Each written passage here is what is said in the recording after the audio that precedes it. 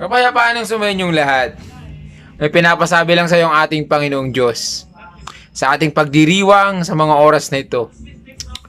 Bible says that for God so loved the world that He gave His only begotten Son, that whoever believes in Him shall not be perished but have a eternal life.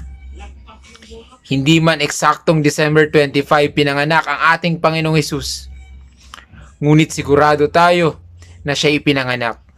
Kaya tayo nagdiriwang na kanyang kapanganakan. Tandaan natin, binigay ng ating Panginoong Diyos ang kanyang nag-iisang anak. Kanya tayo kamahal. At ang Panginoong Hesus ay namatay sa krus para tayo iligtas sa tiyak na kapahamakan. At sino mang maniwala sa kanya ay magkakaroon ng buhay na walang hanggan, hindi dito sa lupa, kundi sa kalangitan.